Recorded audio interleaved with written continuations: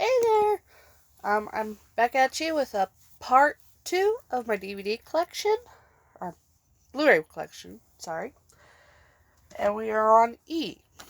So I have The Emperor's New Groove and Kronk's New Groove. Even as an adult, these are funny. And Kronk's just hilarious. And basically, it does teach life lessons. Because the Emperor is a self-centered little brat who learns to be humble. That's always good to know. Always good. Next, I have Ever After a Cinderella Story. I love fantasy and I love period pieces like this. And it's a more realistic view of Cinderella. And I have to admit, Drew Barrymore and Angelica Houston have great screen chemistry where they work well off of each other. So definitely a good one to watch if you like those kind of movies. Next, I have The Expendables 2. I have watched all 3 of them, but only this one is...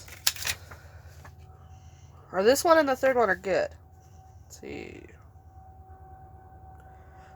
Which might be able to give away the digital code on this one. It doesn't look like it has a expiration date. So if you subscribe and like and comment, I will give this one away. And that's 2. And plus, this has all the old actors that were action stars, and they're really good together. They even tease about their own movies. And I have Expendables 3, which is the sequel.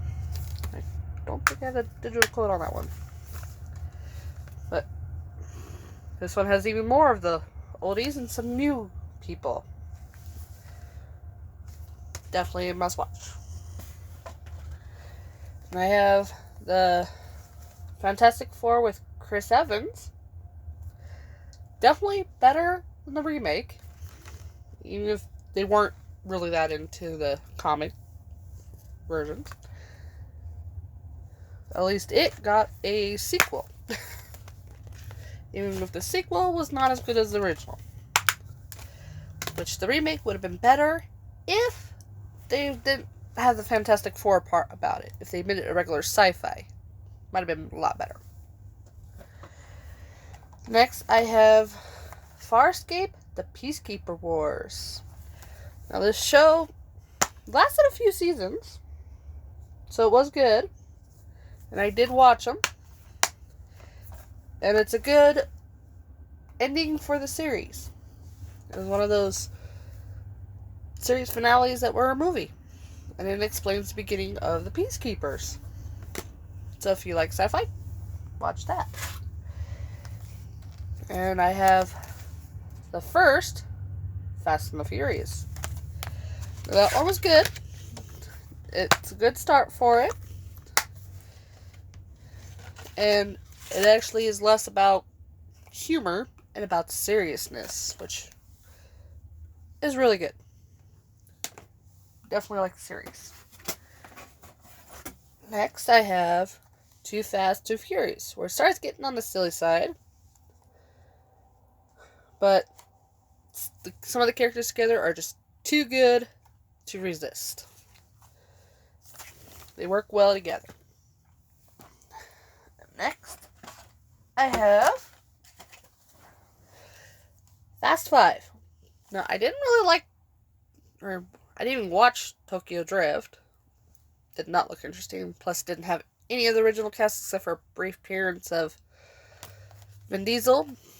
And 4 was kind of more slow than even the first one. The desert chase, good, but... And this one definitely got the silliness, but it brings a lot of the people together, and they all do really well together. And I have to admit, the last car chase, and the whole taking out a bank with the Volt, funny. And I have Fast and Furious 6, the last movie to actually come out before Paul Walker's death. And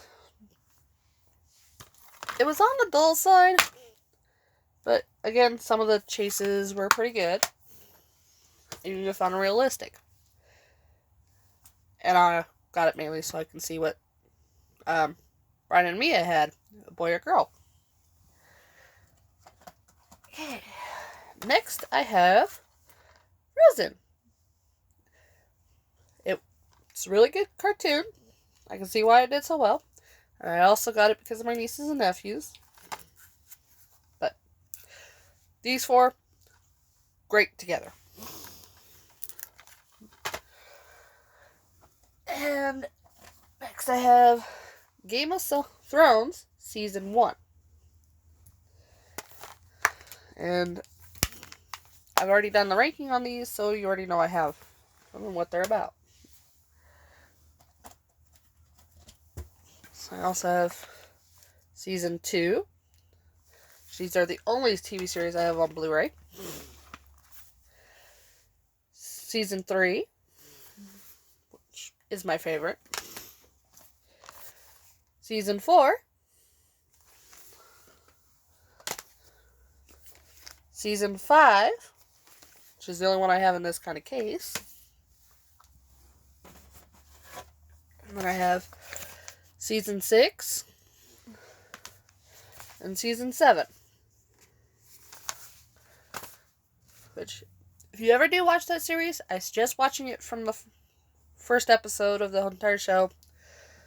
Because you can watch like 2 episodes after, and you're completely lost. I watched it first time in the Season 5, just to see what it was about, and I'm like, what the F is going on here? Okay. Next, I have the female Ghostbusters. Silly and stupid, but a good for a laugh. And these 4 women did really well together.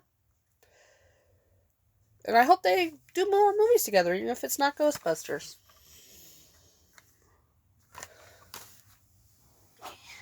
Next, I have Godzilla. Now this one, while Godzilla himself was not the best character, it was more thought out than the remake, which made it better in that sense. And he actually looked like something that could be in our world one of these days. It's probably why it was better. It was more realistic in a way. But I do have the remake, and love Godzilla in this one. Looks like one you don't want to tick off.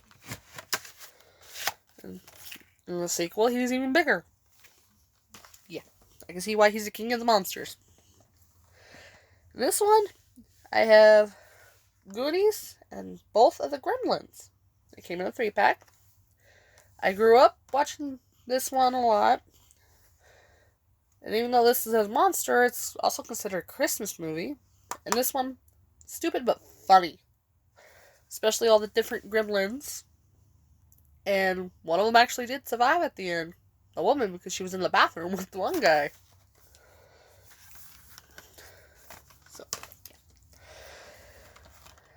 yeah. I have Hansel and Gretel. Which, as I said with Abraham Lincoln, I do like how they take characters from our history, even if it is a fairy tale one, and turn them into something supernatural in a way with the hunting and stuff. Yeah. And this one has the theatrical on a DVD and the unrated cut on the Blu-ray. Though there was a scene in there I didn't get, and that's the whole romance thing. Didn't need it. Okay, and on to H. Harry Potter and the Sorcerer's... Right, I got a little mixed up. Harry Potter and the Sorcerer's Stone. And if you haven't heard of Harry Potter or seen any of them, you've been living under a rock.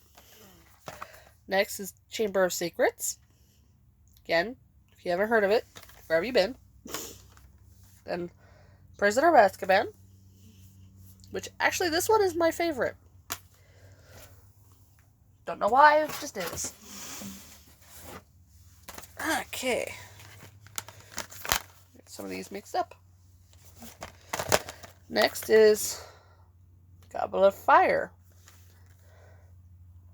which I actually saw this one at midnight showing, and I'm never doing it again. At least not in the middle of winter. I was freezing most of the time because there was a long line, and it took forever to get in there. Then Order of the Phoenix, which this one was actually funny,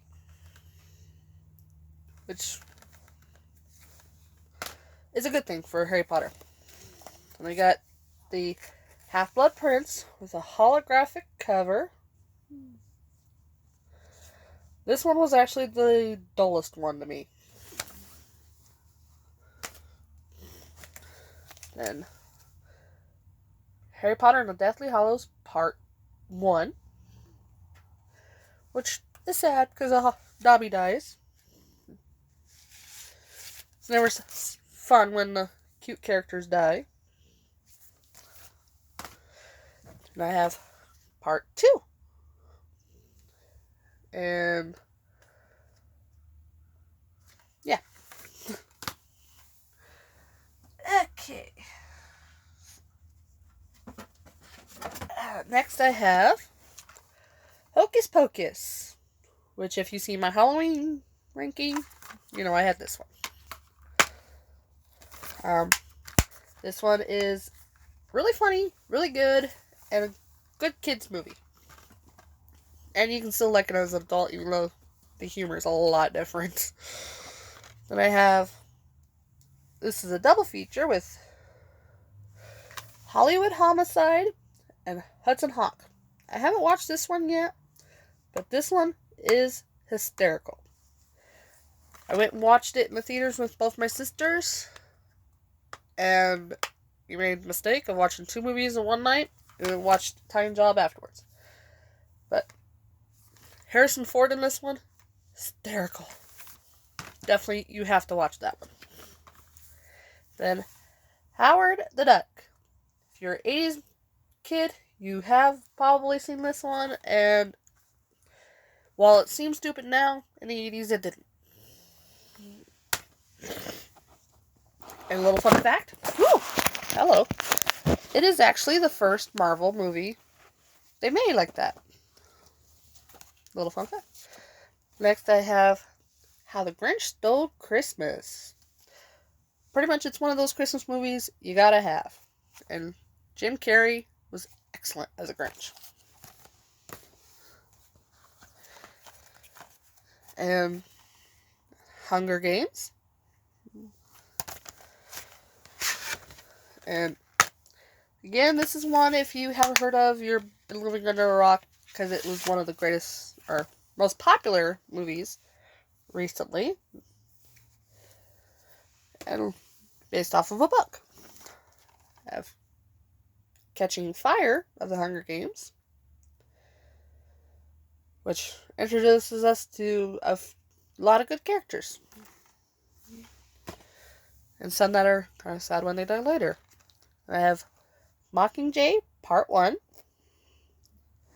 And while on the slow side, eventually it does get a little better. Then Part 2, which has a lot more action than Part 1.